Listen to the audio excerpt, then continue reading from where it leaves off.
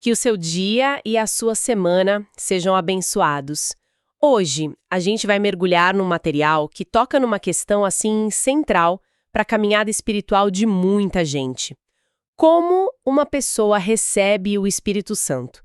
A nossa fonte é um capítulo do livro Teologia Sistemática, uma perspectiva pentecostal de Rodman Williams, e a nossa missão aqui é, desempacotar o que o autor diz sobre a base, os meios e o ambiente para essa experiência. E o que é fascinante nesse material é que ele foge de qualquer tentativa de criar um manual, um passo a passo. Não tem fórmula mágica. Pelo contrário, o autor nos leva por uma viagem, principalmente pelo livro de Atos, para mostrar que essa experiência divina ela se manifesta de formas surpreendentemente diferentes. O nosso trabalho aqui vai ser identificar o fio condutor, sabe? Os princípios que unem todas essas histórias. Certo, então vamos desvendar isso. O autor começa com o que ele chama de alicerce. A única coisa que não muda em nenhuma das histórias. A fé em Jesus Cristo. Ele deixa bem claro que essa é a condição essencial. A única. Ele aponta para os casos dos cesarienses, dos samaritanos, dos efésios. Todos eles. Todos eles, sem exceção, ouviram a mensagem do Evangelho e creram em Jesus antes de qualquer outra coisa acontecer. Exatamente. E ele faz uma distinção importante. Não se trata de uma fé passiva, sabe? Uma simples concordância intelectual. O autor usa a imagem de uma fé que está em movimento. É uma jornada. Ele descreve como estar no caminho da fé.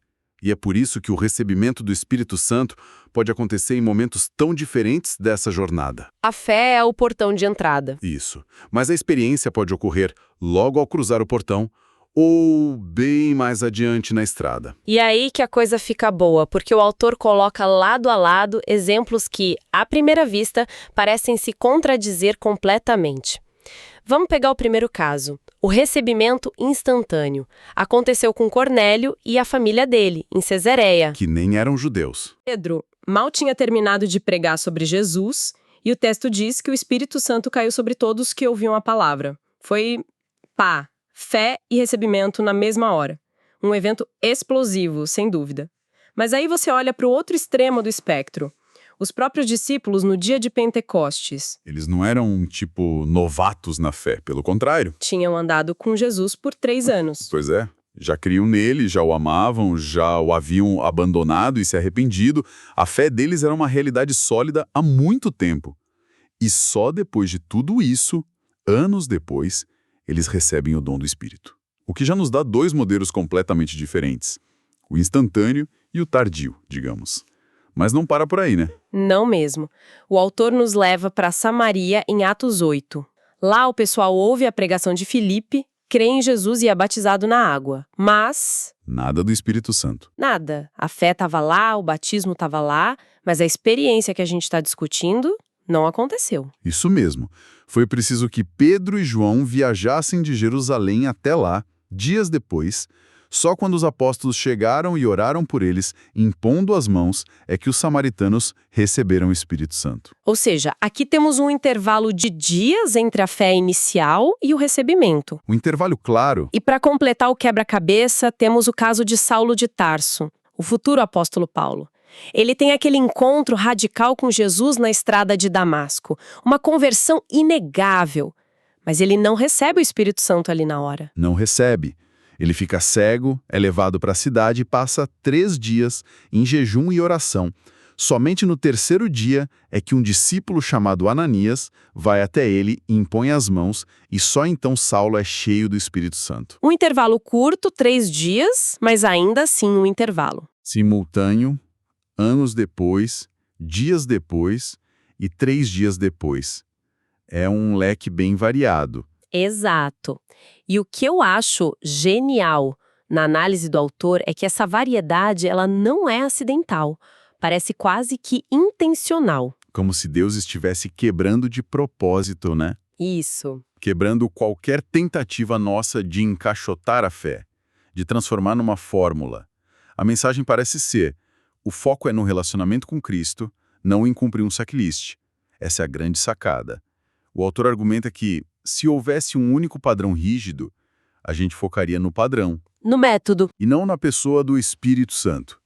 A única constante, o elo de ouro que une tudo isso, é a fé genuína em Jesus. Todo o resto é secundário. O quando é flexível, mas o em quem não é negociável. Ok, isso estabelece a base da fé de forma muito clara. Mas aí vem a próxima pergunta que eu sei que causa muita discussão. E os rituais? Batismo na água, imposição de mãos.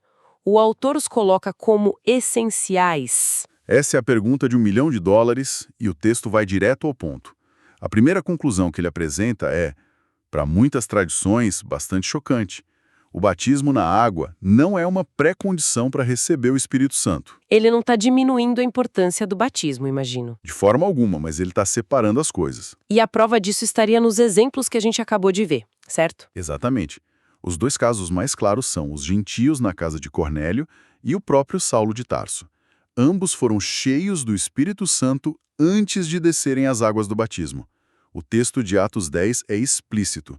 Pedro vê que eles receberam o Espírito e então pergunta: porventura pode alguém negar a água a estes que, como nós, receberam o Espírito Santo? O batismo veio depois. Depois, como uma consequência, uma resposta à graça que já tinha sido derramada. Certo, então só para garantir que todo mundo está acompanhando o raciocínio. O autor traça uma linha bem clara entre o trabalho do Espírito que leva à fé e ao arrependimento, que estaria simbolizado no batismo, Isso. e uma experiência distinta que pode ser posterior ou simultânea de ser cheio do Espírito para ser capacitado para o serviço. São duas coisas diferentes nessa teologia. Essa distinção é absolutamente crucial para entender o argumento dele. Sim. São duas operações distintas do mesmo Espírito. Ele argumenta que o Espírito Santo está ativo em todo o processo de salvação. Convence do pecado, regenera. O batismo na água é o selo público disso. No entanto, o dom do Espírito Santo nessa teologia é uma capacitação de poder para testemunho, algo que pode ou não coincidir com a conversão. Separar essas ideias é fundamental. Entendido. Isso esclarece o papel do batismo. É uma resposta, não um pré-requisito para essa capacitação. E o outro ritual, a imposição de mãos? A lógica é muito parecida. Primeiro, ele estabelece que não é um ato absolutamente essencial. Nos dois eventos mais grandiosos, Pentecoste em Jerusalém e o Pentecoste dos Gentios em Cesareia, Não teve imposição de mãos. ninguém tocou em ninguém. O Espírito foi derramado diretamente por Deus. Isso mostra que Deus não depende de intermediários humanos. Mas em outros casos, foi exatamente o que aconteceu. Foi o canal usado. Precisamente. Nos casos dos samaritanos, de Saulo e dos efésios, a imposição de mãos foi o meio instrumental. O texto usa a preposição pela imposição de mãos. Foi o veículo da bênção. O que nos leva a uma segunda observação, que talvez seja ainda mais importante. Que é? Quem pode ser esse canal? A nossa mente talvez vá direto para os grandes nomes, os apóstolos. E sim, Pedro e João fizeram isso. Mas o exemplo que quebra esse molde é o de Ananias. O texto não o descreve como um apóstolo, um bispo, nada disso. Ele é apresentado simplesmente como um discípulo. Exatamente. Isso é um ponto muito forte. Não é o cargo, o título que qualifica a pessoa. Exato. O autor argumenta que o que qualificou Ananias não foi a posição dele, mas a sua condição espiritual. Ele era um homem que orava, que ouvia a voz de Deus e que, mesmo com medo, afinal ele estava sendo enviado para a casa do maior perseguidor da igreja, Uma missão nada fácil. nada fácil. Mas ele obedeceu. O que torna alguém um canal para a graça de Deus, segundo essa leitura, é uma vida de fé, oração e obediência, não um crachá. Ok. Então vamos amarrar tudo isso. Se a fé em Cristo é a base negociável e os rituais são ferramentas úteis, mas não essenciais, então qual é a atmosfera? O contexto, o ambiente espiritual em que essa experiência tende a acontecer? É exatamente para onde o autor nos leva para fechar o raciocínio. Ele descreve os elementos que compõem esse ambiente. E antes de qualquer atitude humana, ele coloca a disposição soberana de Deus. A primeira palavra é sempre de Deus. Sempre. A experiência é um dom, um presente. Não pode ser comprada como Simão o mago tentou fazer. Não pode ser merecida. Acontece segundo o tempo e o propósito de Deus. Isso nos coloca num lugar de humildade desde o início. Certo, a iniciativa é de Deus. Mas do nosso lado, o que as narrativas mostram? Qual é a nossa parte nessa dança? Oração. A oração é o fio condutor que perpassa quase todas as histórias. O Evangelho de Lucas faz questão de registrar que o próprio Jesus, ao sair do batismo, recebeu o Espírito Santo enquanto orava. Interessante esse detalhe. Muito. Os discípulos, antes do Pentecostes, passaram 10 dias perseverando unânimes em oração. Saulo, em Damasco, passou 3 dias cego, mas o texto diz que ele estava orando. Cornélio é descrito como um homem que orava continuamente. A oração cria uma atmosfera de busca, de expectativa, né? Exato. É a linguagem da alma que anseia por mais de Deus. Faz todo sentido. Oração como um ato de se abrir. O autor também menciona a obediência. Mas aí eu me pergunto, isso não entra em conflito com a ideia de ser um dom que não pode ser merecido? Essa é uma distinção brilhante que o texto faz. Ele cita Atos 5, que diz que Deus dá o Espírito Santo àqueles que lhe obedecem. Mas ele explica que não é uma obediência para merecer. Não é uma troca. Não é. É o que ele chama de obediência da fé. É a obediência que flui naturalmente de um coração que já crê. Pense como um músico lendo uma partitura. A obediência às notas não merece a música. É o ato de participar da música. Que analogia ótima. Então a obediência dos discípulos em esperar em Jerusalém? Isso. Ou a de Saulo em ir para a rua direita não foi um pagamento. Foi a expressão da fé que eles já tinham. Perfeitamente.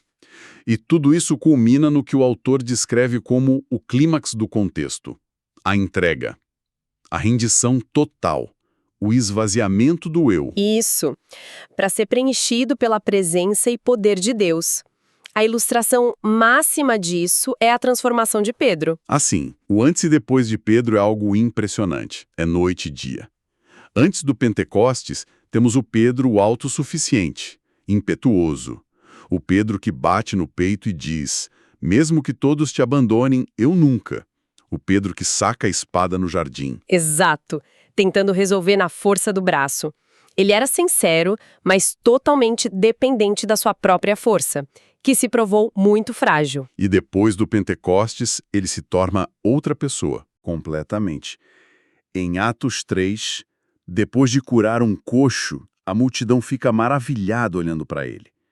O velho Pedro talvez amasse aquela atenção, mas o novo Pedro imediatamente desvia os holofotes e diz: por que vocês estão olhando para nós como se tivéssemos feito este homem andar por nosso próprio poder?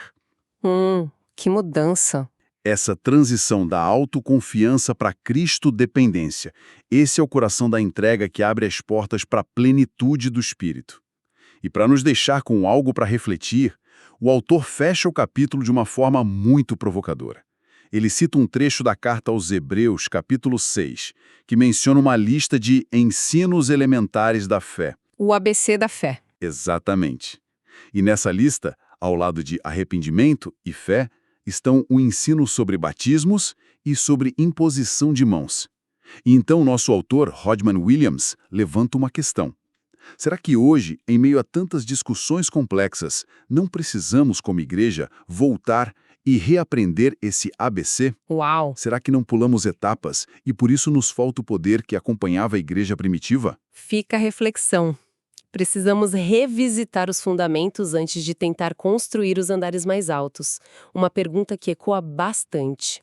E nós continuaremos a nossa análise do livro Teologia Sistemática, de Hodgman Williams, em um próximo encontro. Deus abençoe todos os ouvintes.